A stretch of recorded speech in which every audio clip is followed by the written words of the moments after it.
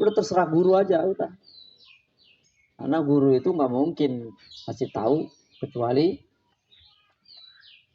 dia meneliti dulu jalan yang paling baik buat kita. Kan saya udah bilang berkali-kali, guru itu lebih berhati-hati terhadap muridnya daripada terhadap anaknya. Saya udah bilang berkali-kali itu. Makanya beruntung orang-orang yang punya guru, punya mursyid, itu beruntung banget. Hidupnya terbimbing, terarah. Nah, orang yang nggak punya guru itu terombang-ambing. Bingung terus hidupnya. Coba perhatiin aja orang yang nggak ngaji itu. Walaupun hartanya banyak, bingung. Ngurus anak bingung, punya duit mau beli apa bingung. Gajian aja nih, gajian nih, duit mau dikemanain, berantem dulu sama istri. Miskin apalagi berantem terus, kaya aja berantem lagi miskin. Susah terus hidupnya, bingung. Anak sakit bingung, terjadi masalah bingung. Kalau orang yang punya guru nggak bingung. Dia ada masalah dengan istrinya, dia datang ke gurunya, selesai urusan. Kata gurunya begini, oh ya udah, tinggal ikutin. Enak. Oh, gitu ya, paham ya? Faslun. La tajuzu qiraatil Qur'an, la tajuzu apa? Apa? Tidak boleh. Qiraatul Qur'ani. Membaca bil ajamiyah. Ajam. Apa ajam itu? Ajam itu bahasa selain Arab. Jadi terjemah itu bukan Al-Qur'an. Ada loh Ustaz dalilnya di dalam Al-Qur'an mana? Ini loh dalilnya. Terus diartiin sama dia. Hai orang-orang yang beriman. Diwajibkan atasmu. Itu bukan Quran. Itu terjemah Al-Quran. Tidak boleh membaca Quran bila ajamiyah dengan bahasa ajam. Tidak boleh. Kan ada Islam Nusantara, ANUS, aliran Islam Nusantara. Ada kan?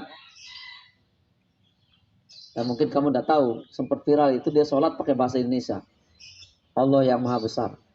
Dengan menyebut nama Allah yang maha pengasih lagi maha penyayang. Terus? Ar-Rahman Ar-Rahim yang maha pengasih lagi maha penyayang. Yang menguasai hari kiamat. Hanya kepada engkau aku menyembah dan hanya kepada kamu. Malah lebih susah pakai bahasa Indonesia. Susah mana? Allahu Akbar. Katakanlah. Allah yang Maha Esa. Terus? Allah tempat bersandar. Terus? Ia tidak beranak dan tidak diperanakan. Terus? Dan tidak ada sesuatu pun yang menyamainya. Tidak ada sesuatu pun yang menyamainya. Lah itu susah amat kita pakai bahasa Indonesia. Enak kan pakai bahasa Arab. Qul huwallahu ahad. Allahus samad. Lam yalid wa lam yulad wa lam yakul lahu kufuwan ahad. Allah dengan nama Allah yang Maha Besar. Qul a'udzu birabbin nas. Katakanlah aku berlindung kepada Allah Tuhannya manusia. Malikin nas. Penguasanya manusia. Ilahin nas, Tuhannya manusia. Terus min syarri, susah amat itu. Udah enakan qul a'udzu birabbin nas, malikin nas, ilahin nas. Bahasa Quran itu nggak bisa diganti. Nggak bisa. Susah pakai bahasa Indonesia. Coba enak. Ya Allah, berikanlah kepada kami kebaikan di dunia.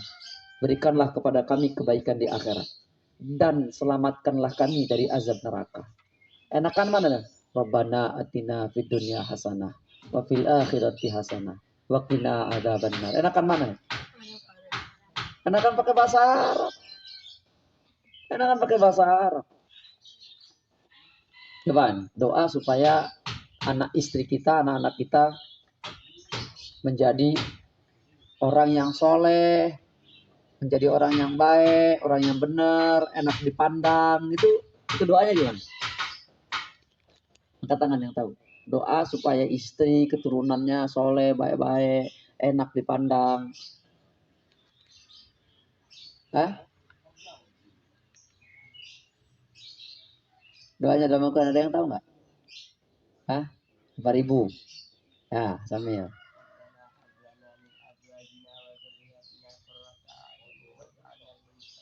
Iya, 5.000. Amin. Ini Samil sengaja nunggu hadiah dulu baru jawab.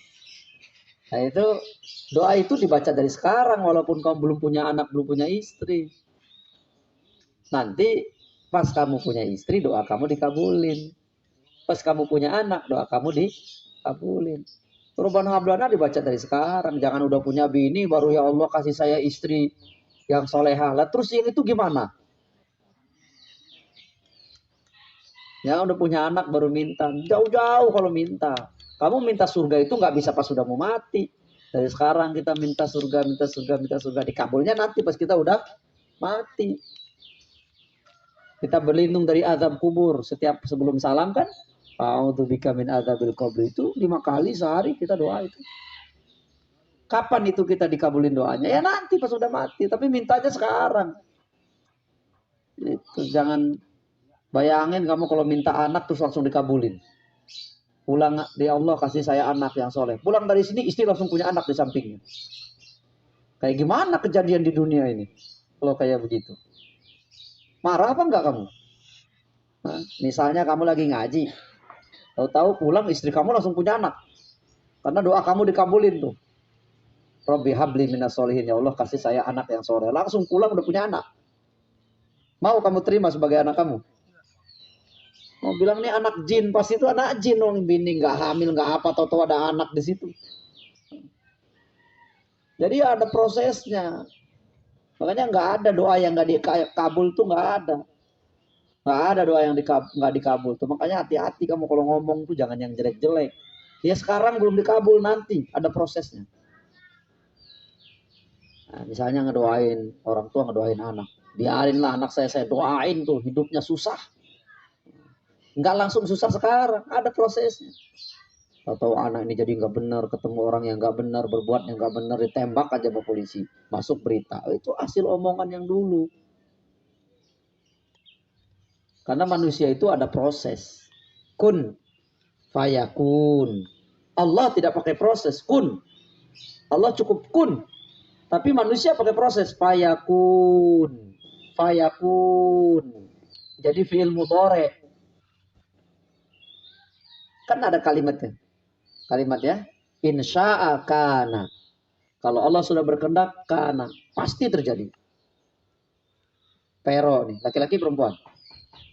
Ini Allah berkehendak, nggak bisa diganti. Ntar dulu, saya menjadi perempuan, nggak bisa, nggak bisa. Kamu sekarang duduk di sini ngaji Atibian, babnya bab ini. Ini insya'a kana jadi. Nggak bisa, ntar dulu, ganti aja lah babnya, nggak bisa. Ini qadar, nggak bisa ditentang. Nggak bisa. Ya. Tapi kun fayakun wa illam yasha lam yakun. Kun fayakun. Kunnya Allah itu nggak pakai waktu. Misalnya sekarang kita ngaji di sini nih, ngaji di sini nih. Ini sudah ketentuan Allah 50.000 tahun sebelum menciptakan langit dan bumi bahwa jam segini, tepat jam segini bakal melakukan ini. Ini nggak bisa dibantah. Kayak kamu sekarang ngaji ini, makanya kita nggak bisa sombong. Wah saya ini kan ahli ngaji, pagi-pagi udah ngaji. Berarti Allah harus nurut sama saya dong. Lu belum ada di bumi ini, bumi belum diciptain tuh udah ditulis. Tanggal sekian kamu bakal ngaji Atibian, bakal begini. Makanya ridho bil qada wal qadar itu, iman kepada Allah itu jadi rukun iman. Orang nggak beriman kalau dia nggak percaya sama qada qadar, walaupun dia ahli sholat. Ini kayak COVID ini. Kayak COVID. COVID ini hampir. Jadi seolah-olah yang menyebabkan kematian itu karena ada COVID. Waktu nggak ada COVID orang nggak ada yang mati. Dulu waktu nggak ada COVID orang mati apa nggak? Mati. Katanya kalau berkerumun menyebabkan kena penyakit. Yang berkerumun ada nggak yang sehat? Ada banyak berkerumun sehat di pasar-pasar berkerumun sehat-sehat. Yang jaga jarak ada yang kena COVID nggak? Ada malah 2 kali kena. Padahal salaman nggak mau kemana-mana, semprot tangannya kemana-mana, jaga jarak, ganti baju. Tapi Allah mau kasih dia kena gimana? Yang jaga jarak banyak yang kena, yang berkerumun banyak yang nggak kena. Yang kena COVID banyak yang sembuh, yang nggak kena COVID banyak yang mati. Artinya apa itu?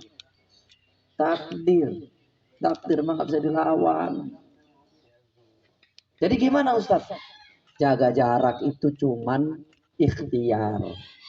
Yang bisa mencegah kamu nggak kena COVID itu cuman Allah. Walaupun kamu pakai masker, kalau waktunya kena. Itu yang pakai masker banyak yang kena. Walaupun kamu jaga jarak, kalau kata Allah kamu kena. Sebaliknya, yang berkerumun. Kalau kata Allah lu berkerumun nih, kena. Pasti kena. Tapi kata Allah nggak kena, dia berkerumun, dia tetap aja nggak kena. Paham? Itu makanya nggak ada orang gila yang kena COVID. Padahal orang gila itu pakai masker nggak? Nggak pakai masker. Ada orang gila kena COVID? Enggak. Orang gila sembarangan nggak tidurnya? Sembarangan. Makannya bersih apa kotor? Pernah nggak lihat orang gila? Saya sakit perut, diare. Pernah nggak? Apa sebab? Terserah Allah. Kalau Allah mau kasih dia sehat-sehat, kalau Allah mau kasih dia sakit, paham tuh? Nah, jadi kamu harus ngerti, ini yang saya ajarin ini ilmu akidah, ilmu paling tinggi itu kamu mengenal Allah, itu ilmu paling tinggi. Ma'rifatullah itu di atas sholat. Orang yang sholat sunnah 1000 rakaat tapi tidak mengenal siapa yang disembahnya, kalah dengan duduk dan tidurnya orang yang kenal kepada Allah. Nggak ada gunanya. Orang kamu nggak sebenarnya kamu itu nggak sholat, atau kamu nggak kenal siapa yang kamu sembah. Makanya awal wajibin lal insan, pertama kali kewajiban manusia itu mengenal yang menciptakannya dengan penuh keyakinan. Nah, itu. Paham? Jadi segala sesuatu itu sudah ditulis ilmunya Allah itu kun. Nah, tapi manusia ini jadi proses untuk ngaji di sini. Kamu mesti daftar dulu ke rumah Tafid Abdullah. Ya kan? Daftar dulu, kitabnya beli dulu. Untuk jadi jam segini nih. Ininya digelar dulu, mic-nya disiapin dulu. Terus baru kejadian. Itu manusia. Manusia itu pakai proses. Fayakun. Pakai proses. Jadi jangan kamu itu doa pas lagi susah. Lagi lapar, ya Allah kasih saya makan ya Allah. Berdoa pagi. Duha masih belum datang makanan. Doa lagi, ya Allah kasih saya makan ya Allah. Zuhur belum datang juga makanan. Terus kita bilang apa? Katanya doa dikabulin. Saya doa dari pagi kok makanan belum datang. Kamu nggak ngerti ajaran Allah. Ajaran Allah itu ta'arraf ilallahi farraha ya'rifka fi syiddah. Kamu itu kenali Allah itu kalau kamu lagi senang, lagi tenang, lagi senggang. Nanti kamu susah, Allah yang akan mendatangi. Itu. Doa minta makan itu sekarang waktu kita belum lapar. Supaya pas kita lapar makanan itu ada. Kalau udah lapar kayak gitu kamu lapar nih. Terus masuk ke kamar. Doa, ya Allah saya lapar, ya Allah saya lapar. Terus sampai isya datang gak tuh makanan? Datang gak itu makanan? Kalau kamu udah lapar, ketok dapur. Mah, saya lapar. Jadi nggak nasi goreng? Itu yang Allah nggak sama dengan manusia yang kalau kamu minta langsung siapa kamu? Ada prosesnya. Misalnya begini. Kalau setiap doa langsung dikabulin itu kan repot. Pas turun hujan, pas sekarang mendung. Kan kamu doa. Ya Allah jangan turun hujan, tukang es. Pasti doa kan? Ya Allah jangan turun hujan. Tapi beda sama yang ojek payung, yang dapat duitnya pas hujan. Walau hujan ini ya Allah turuninlah hujan yang kencang biar saya dapat duit. Lain, ini manusia doanya beda-beda. Terus ngabulinnya gimana? Itu? Nah, jadi udah ada prosesnya. Hancurlah kehidupan ini kalau semua manusia keinginannya dikabulkan Allah. Hancur kehidupan. Yang pengen jadi presiden 4 orang. Terus dikabulin semua. Perang kita. Ada perempuan cantik. Yang pengen jadi suaminya 3 orang. Terus dikabul semua. 1 bini 3 suami. Bacok-bacokan itu. Ngerti apa enggak? Jadi manusia itu ada proses. Siapa yang lebih dulu meminta kepada Allah. Yang dipantaskan oleh Allah untuk diberi kenikmatan itu. Dia yang diberi. Makanya kita doa ke Allah itu biar pantas. Ya kayak apa si ini siapa? Hafid misalnya Hafid. Hafid pengen dapat hadiah dari mualim, terus mualim kasih jubah. Tapi kan gak pantas masa Hafid yang pakai jubah saya. Tangannya aja nggak kelihatan, mukanya kelihatan jalan. Ya kalau Hafid pakai jubah saya gimana? Terus dia pengen, ya Allah saya pengen jubahnya mualim, ya tunggu kamu gede dulu. Toto yang nggak doa Anwar yang saya kasih ya kan pas di dia itu jasnya. Masa kamu pakai jas saya gimana? Kan lucu. Jas panjangnya di bawah lutut, pakai jas jalan udah kayak apa? Orang-orangan sawah itu tahu nggak? Orang-orangan sawah, tangannya pendek, bajunya panjang begini-begini. Paham maksudnya? Belum waktunya, belum pantas. Nah kita pantesin dari sekarang. Kamu pengen jadi pemimpin, doa dari sekarang. Tapi pantesin diri kamu pantas nggak jadi pemimpin. Baju yang besar, walaupun mahal, nggak bakal indah dipakai untuk orang yang badannya kecil. Maksudnya kemuliaan itu nggak bakal pantas untuk orang yang hatinya kotor, yang perbuatannya jelek. Kemuliaan itu nggak pantas buat dia. Ya. Kayak lalat hijau. Lalat hijau kan lalat yang kotor itu lalat hijau itu kita kasih bunga dengan dikasih bangke, dia milih mana? Dia milih bangke. Kita kasih bunga nih, lalat bego lu, gua kasih bunga milih bangke. Kata lalat apa lu yang bego? Gua kan lalat. Kalau dia kupu-kupu pasti dia milih bunga. Paham maksudnya? Kamu kalau pengen suka sama bunga, kamu harus jadi kupu-kupu. Jangan jadi lalat. Artinya Allah kasih semua kebaikan. Wahadainahun najdain. Kita dikasih dua jalan. Kasih yang bahagia, jalan kebahagiaan dikasih, jalan kesengsaraan dikasih. Tapi kalau kamu itu memang diri kamu memilih jalan sengsara, ya nggak bakal dapet. Kalau kamu naik kereta arah Bogor, itu nggak mungkin sampai Jakarta walaupun nunggu 3 hari. Kamu jalurnya jalur ke Bogor. Paham tuh? Jalan itu sudah ditunjukkan Allah, sudah diberi contoh. Ini jalannya Fir'aun, ini jalannya Qarun, ini jalannya Musa, ini jalannya Harun. Ini jalannya Abu Jahal, ini jalannya Abu Lahab, ini jalannya Abu Bakar, ini jalannya Umar bin Khattab. Kita mau pilih jalan mana? Manusia itu tinggal begitu. Ya, ngerti? Nah. Jadi balik lagi tidak boleh membaca Quran dengan bahasa ajam, nggak boleh, nggak boleh. Bahkan jangan bahasa ajam, nada-nada ajam saja. Misalnya kamu baca Quran pakai lagu sinden, pakai nada sinden, ya untungnya mualim tuh nggak bisa nyanyi. Kalau bisa ngaji pas nyanyi improvisasi nanti. Misalnya baca Fatihah pakai lagu jazz, ya kan? Atau pakai apa rap, nah, Fatihah pakai rap, kan jadi nggak benar itu. Nggak boleh, ada aturannya semua. Itu kalau Sawaun ahsanal arabiyata, sama saja ahsanal arabiyata orang itu bagus bahasa Arabnya, amlam yuhsinha atau dia tidak baik bahasa Arabnya. Dia itu yang menggunakan bahasa ajam itu bisa bahasa Arab atau nggak bisa bahasa Arab, tetap tidak boleh baca Quran dengan bahasa ajam. Nggak boleh. Fa'in qara'a biha fi shalah apa sawaun kana fi shalah am fi ghairiha. Sama saja di dalam salat atau di luar salat. Nggak boleh, haram. Fa'in qara'a biha fi shalah, apabila ia membaca Quran pakai bahasa ajam, pakai terjemah di dalam salat, lam tasih salatuhu, tidak sah salatnya. Bahkan hati-hati. Termasuk juga kalimat ajam. Ada ustadz itu udah mualim tegur tapi masih juga emang udah jadi ustadz apalagi udah tua itu dablek. Kita udah kasih tahu di kitabnya, udah kasih tahu, tetap aja dia ngimamin sholat. Maka mualim gak mau sholat di tempat itu. Tadinya sering sholat di situ. Dia kalau sholat subuh dia kunut, kunut kan di dalam sholat nggak boleh pakai doa itu juga nggak boleh pakai bahasa ajam, harus pakai bahasa Arab. Nggak boleh pakai bahasa ajnabi, pakai bahasa ajam. Tadi itu doa Allahumma sur al mujahidin fi Palestin.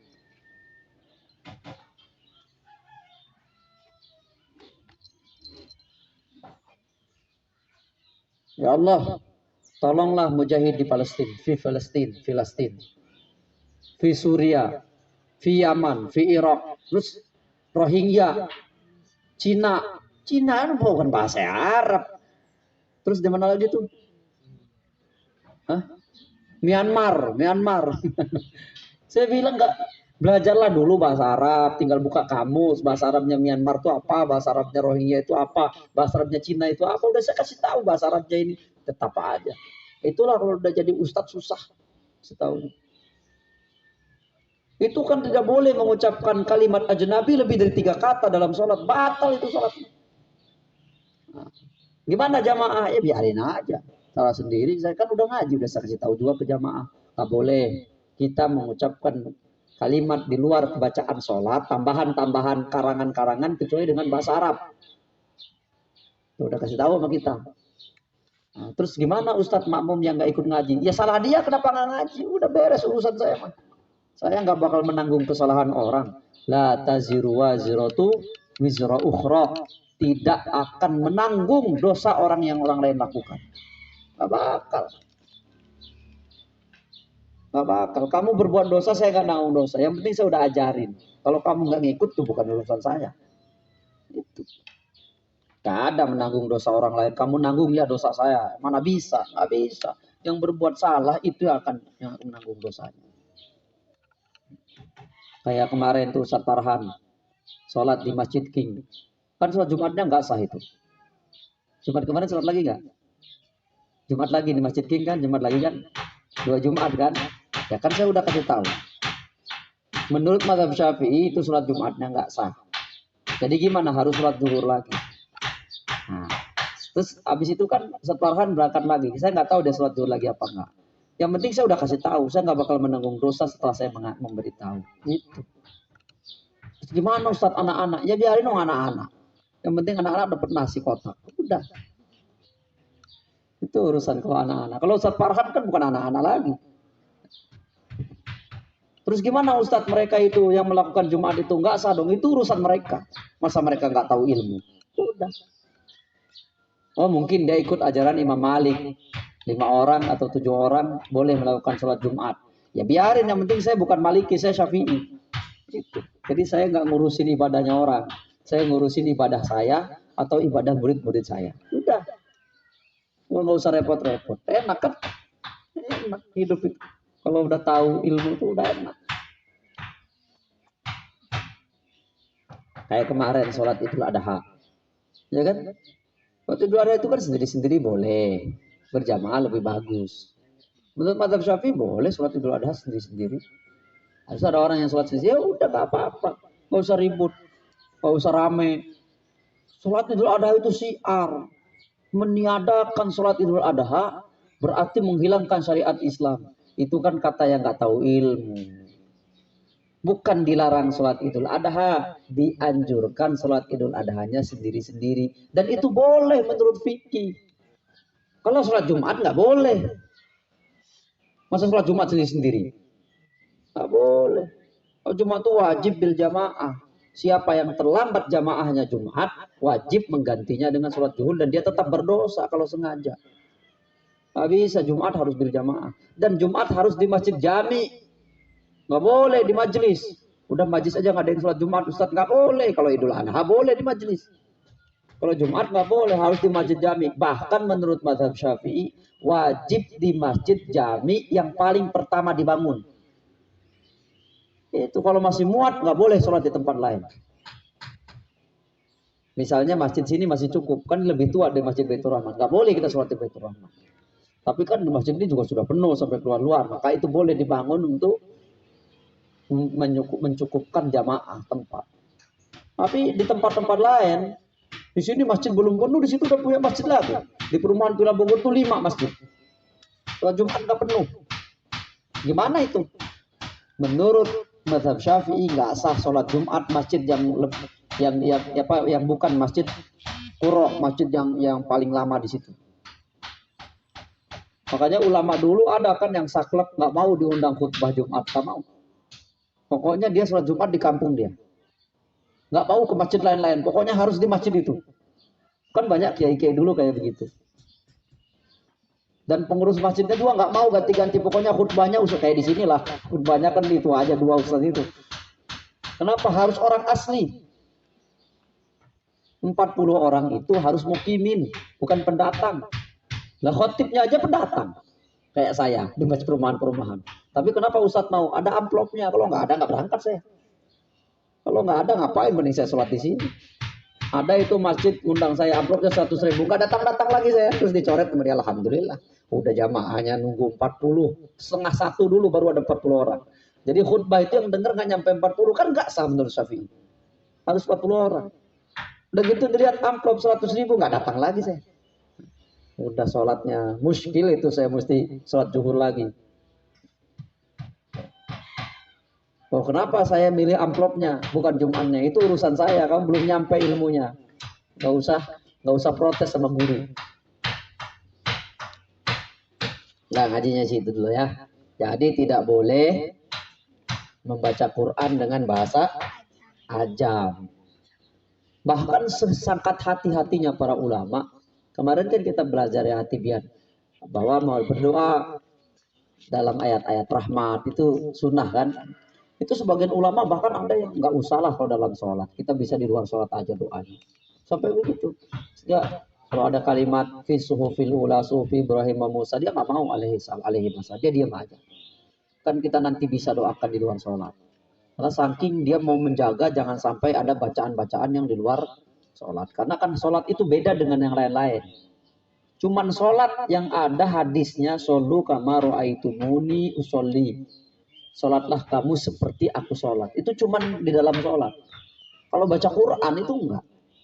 Kalau Quran itu khudhul Qur'an an arba'ah. Pelajari Quran dari 4 orang. Itu kalau Quran. Orang puasa disuruh puasa aja. Tapi kalau sholat, sholatlah kamu seperti kamu lihat saya sholat. Itu cuma sholat. Sehingga ada ulama-ulama itu sangat hati-hati dalam urusan sholat. Dia nggak mau nambah-nambahin doa.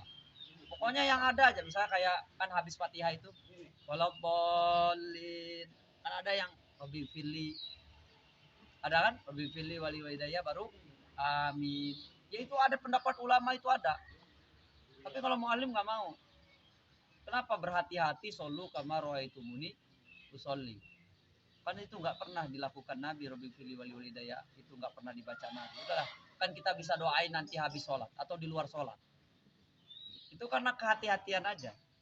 Walaupun ada ulama yang pakai itu.